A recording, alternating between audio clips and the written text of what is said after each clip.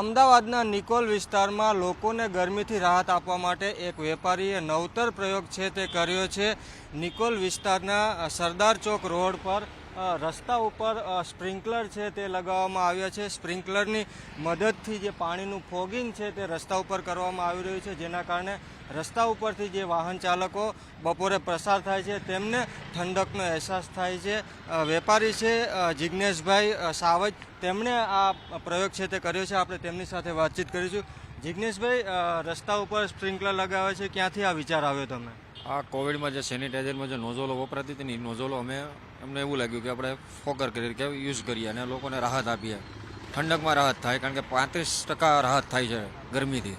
એટલે અમને એમ લાગ્યું કે આ પ્રયોગ આપણે આ કરીએ, એટલે રસ્તા પર લગાવેલા છે. ઓકે, કેટલો ખર્ચ લાગે છે તમને આ ચાલુ રાખવાથી, દિવસનો અને મહિનાનો?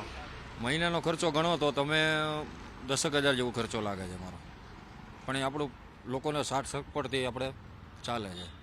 ઓકે, કેવો લોકોનો રિસ્પોન્સ મળે છે? શું લોકો કહે છે કે જ્યારે અહીંથી પસાર થાય છે ત્યારે એવું લાગે છે સાહેબ કે સ્કૂલમાંથી જે છોકરા છૂટતા હોય છે ત્યારે એમ લાગે કે આનંદ કે નહીં આપણું છોકરું ઠંડકમાંથી નીકળ્યું એમ, અને રાહત બી મળે છે લોકોને. ભાઈ અહીંથી નીકળ્યા ગાડીઓમાં લઈ તો એમાં અહેસાસ થાય કે એને ઠંડક મળી એમ.